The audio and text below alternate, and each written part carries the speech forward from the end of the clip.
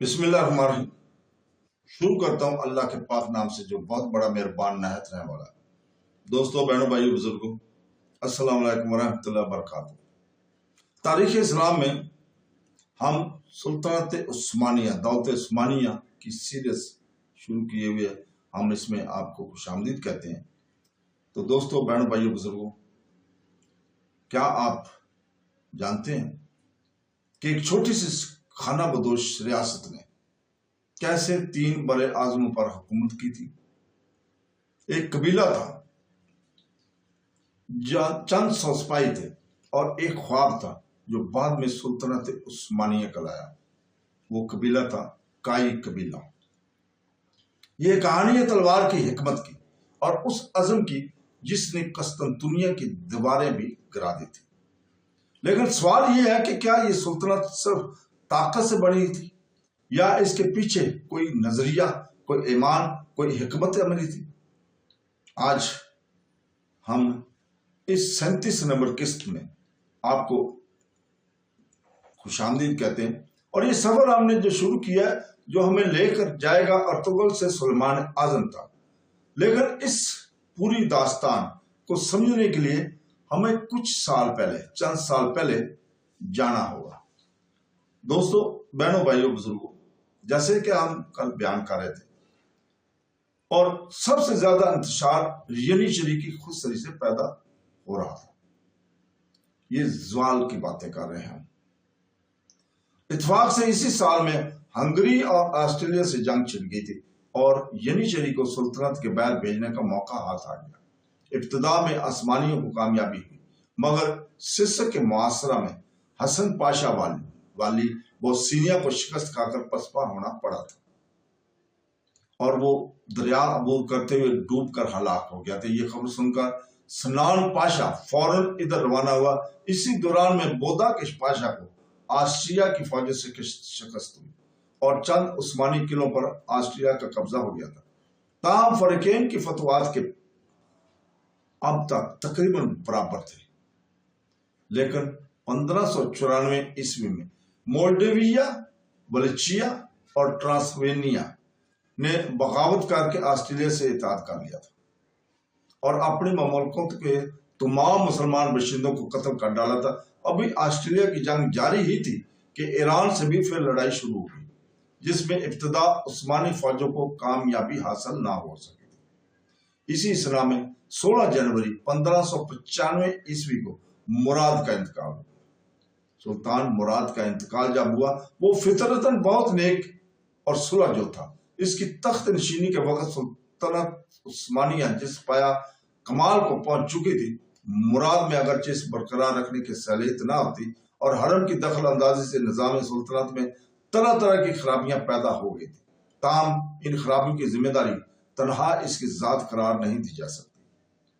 سلطنت کا انحطاط خود سلیمان کے وقت سے شروع ہو گیا تھا، اور گو سوکو لیلی پاشا کی تدبر اور اقتدار نے اسے سلیم کے عہد میں نمایاں نہ ہونے دیا، تاہم دبی چنگاریاں اندر ہی اندر اپنا کام کر رہی تھی، اور مراد کے عہد میں ان کا بھڑک اٹھنا گزیر تھا۔ مراد ایک صوفی مشرب سلطان تھا، اس کو تصوف سے خاص شغف تھا۔ اکثر سلاطین عثمانیہ کی طرح وہ بھی شاعر تھا اور مراد ہی تخلص کرتا تھا۔ تصوف میں اس کی کامیابی مشہور تصنیف فتوحات الصیام میں۔ اس طرح سلطان مراد کی وفات کے وقت اس کا سب سے بڑا لڑکا محمد ایشیا کوچک میں صوبہ مگنیسیا کا حاکم تھا، اور اس کی ماں سلطانہ صفیہ نے مراد کی وفات کو مخفی رکھا یہاں تک کہ محمد قسطنطنیہ پہنچ گیا۔ ایسا کرنا اس لیے ضروری خیال کیا گیا کہ مراد کے دوسرے لڑکے تخت سلطنت کے دعوے دار نہ بن سکے، لیکن اس تحفظ کی ضرورت آئندہ پھر کبھی پیش نہ آئی، کیونکہ سلاطین آل عثمان میں محمد صالح آخری سلطان تھا جسے شہزادگی کی زمانے میں کسی صوبہ کی حکومت سپرد کی گئی تھی۔ اس کے بعد تمام شہزادے محل کے ایک خاص حصہ میں نظر بند رکھے جانے لگے اور سلطنت کا کوئی عہدہ انہیں سپرد نہ کیا جاتا۔ انہیں صرف اسی وقت آزادی نصیب ہوتی جب تخت نشینی کے لیے اعیان سلطنت ان کو محل سے باہر لاتے۔ اس جدید نظام کا سبب یہ خطرہ تھا کہ مبادہ شہزادے سلطان نے وقت کے خلاف علم بغاوت بلند کر دے، لیکن اس کا جو اثر فرمانروا سلطنت کی سیرت اور اہلیت پر پڑتا تھا وہ ملکہ حکمرانی کے لیے نہایت درجہ مضر تھا۔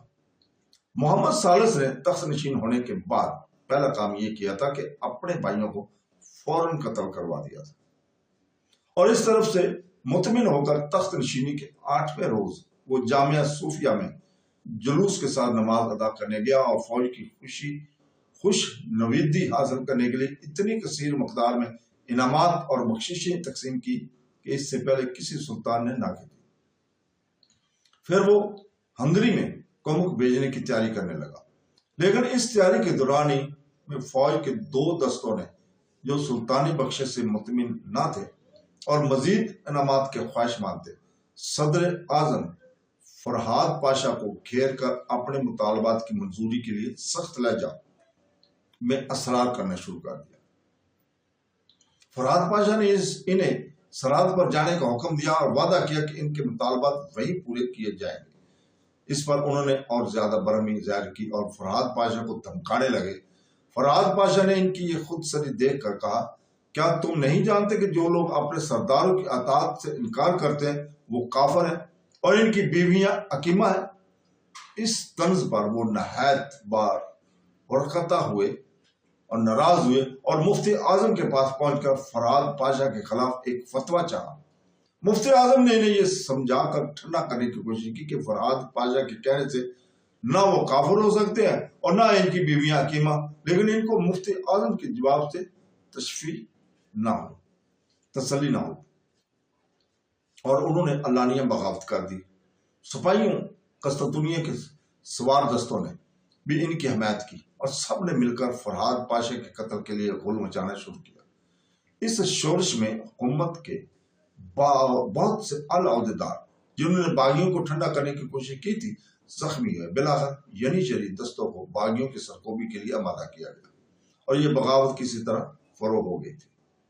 اس درمیان میں سرحد کی جنگ برابر جاری تھی اور ہنگری اور ولچیا میں عثمانی فوجوں کو متحد شکستیں بھی ہوئیں۔ یہ حالت دیکھ کر مدبرین سلطنت نے محمد کو اس بات پر آمادہ کرنا چاہا کہ وہ خود دشمنوں کے مقابلے کے لیے روانہ ہو، کیونکہ عیسائی جس تیز رفتاری کے ساتھ آگے بڑھ رہے تھے اسے روکنے کے اس سے زیادہ امید افزا کوئی دوسری صورت نہ تھی کہ محمد کو قسطنطنیہ چھوڑنا منظور نہ تھا، اور سلطانہ صفیہ نے بھی جو اب سلطانہ والدہ کا تھی ان کو میدان جنگ سے باز رکھنے میں کوئی قصر اٹھا نہ رکھی۔ محمد ثالث ایک کمزور دل اور دماغ کا آدمی تھا۔ سلطنت کے تمام امور میں سلطانہ صفیہ ہی کو زیادہ دخل تھا اور محمد پر اس کا حد درجہ زیادہ اثر تھا۔ وہ خوب سمجھتی تھی کہ قسطنطنیہ سے باہر ہونے کے بعد محمد اس کے قابو سے نکل جائے گا، اس لیے اس نے ہر ممکن کوشش کی کہ اس کو روکنا چاہا، لیکن جنگ کی حالت روز بروز زیادہ انتشار انگیزی ہوتی جا رہی تھی۔ 1593 میں ولچیا اور ٹرانسلوانیا کی حمایت میں آسٹریلیا اور ہنگری نے بھی باب آلے کے خلاف جنگ کا اعلان کر دیا۔ ان کی فوجیں شہنشاہ میکسی میلنسن اور ہنگری کے مشہور جنرل کاؤنٹ فیلفی کے زیر کمان تیز عثمانی سرحد کی جانب بڑھ رہی تھی۔ انہوں نے دریائے ڈینوب تک پہنچنے سے پہلے گران، پست، بخارس اور دوسرے متحد قلعوں کو جن پر ترکوں کا قبض تھا فتح کر لیا۔ اس کے بعد انہوں نے ڈینوب کو عبور کر کے وارنا، سلیسٹر، رسکیج اور اکرمان پر قبضہ کر لیا۔ عثمانی فوجوں کو ان شکستوں کی خبر جس وقت قسطنطنیہ پہنچی تمام شہر میں تہلکہ پڑ گیا، شور مچ گیا اور ہر شخص نے اسی پر اصرار کرنا شروع کیا کہ سلطان کو فوج لے کر خود سرحد کی طرف روانہ ہونا چاہیے تاکہ جو شکستیں ترکوں کو ہو چکی تھی ان کی تلافی ہو سکے اور جن مقامات پر عیسائیوں نے قبضہ کر لیا ہے وہ واپس لے لیے جائیں۔ مشہور مورخ خواجہ سعد الدین جو محمد کا استاد تھا اور جس کا محمد نہایت احترام کیا کرتا تھا، اس نے بھی بے حد اسرار کے ساتھ اسی پر زور دیا۔ آخر میں ینیچری نے بھی یہ دھمکی دی کہ جب تک سلطان خود ان کی قیادت نہ کرے گا وہ دشمن کے مقابلے کے لیے نہ بڑھیں گے۔ محمد نے مفتی اعظم کو بلا کر مشورہ طلب کیا۔ مفتی اعظم نے اس کے جواب میں اس عہدہ کے مشہور شاعر علی شیر لپی کو ایک نظم اس کے ہاتھ میں رکھ دی۔ اس نظم میں سلطنت کے زبوں حالی اور موجودہ جنگ کی تباہ کاری نہایت واضح اور مؤثر الفاظ میں بیان کی گئی تھی۔ ان تمام باتوں کا اثر بالآخر محمد پر بھی پڑا اور اس نے سلطانہ صفیہ کی شدت مخالفت کے باوجود سرحد پر جانے کا عزم کر لیا۔ جون 1596 میں سلطان محمد نہایت تذک اور احتشام کے ساتھ سرحد کی طرف روانہ ہوا۔ اس مہم میں علم نبوی صلی اللہ علیہ وسلم پہلی بار نکالا گیا تھا، جس کی وجہ سے فوج میں بے انتہا جوش تھا۔ مورخ سعد الدین سلطان کے اہم رکاب تھے۔ فوج کی کمان صدر اعظم ابراہیم پاشا، حسن سوکوللی پاشا اور سیکالا پاشا کے ہاتھ میں تھی۔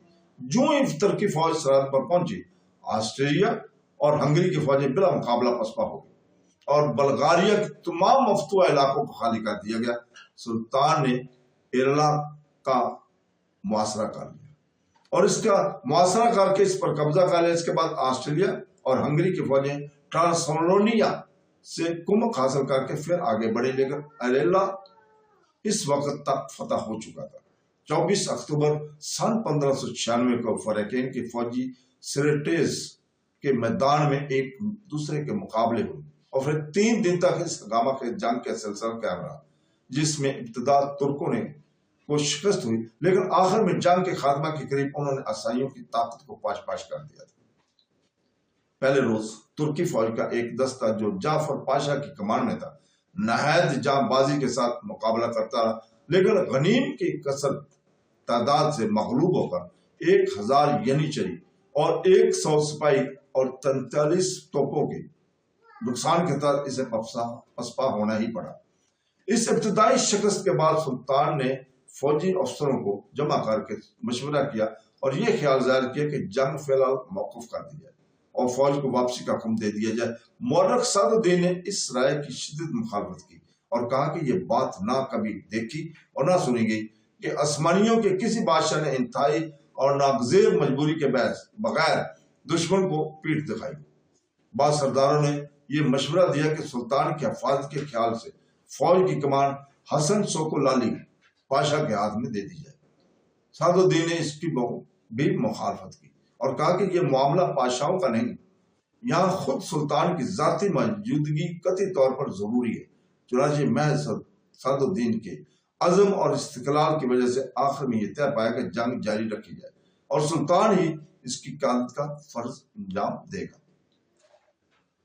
دوسرے روز بھی ترکوں کو کوئی خاص کامیابی حاصل نہ ہوئی، لیکن تیسرے روز 26 اکتوبر 1526 کو دونوں فریقین نے پوری تیاری کے ساتھ حملہ کیا اور یہی حملہ فیصلہ کن ثابت ہوا۔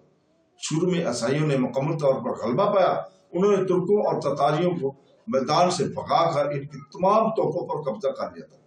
سلطان نے یہ دیکھ کر اب کوئی امید باقی نہیں رہی، بھاگنے کا قصد کیا، لیکن سعد الدین نے اس موقع پر بھی ثابت قدمی دکھائی اور قرآن پاک کی ایک آیت تلاوت کر کے سلطان کو سمجھایا کہ صبری سے فتح حاصل ہوتی ہے، صبر کرنے سے فتح حاصل ہوتی ہے اور آج کے بعد خوشی کا آنا ضروری ہے۔ عین اسی وقت جب کہ عیسائی دستے فاتحانہ جوش و خروش میں لوٹ مار میں مصروف تھے، سیکالا پاشا جو اب تک بالکل خاموش کھڑا ہوا تھا دفتر اپنے سواروں کے انبوہ کے ساتھ بجلی کی طرح غنی پر ٹوٹ پڑا اور اس بے جگری سے انہیں قتل کرنا شروع کیا کہ وہ تھوڑی دیر کے لیے بھی میدان میں ٹھہر نہ سکے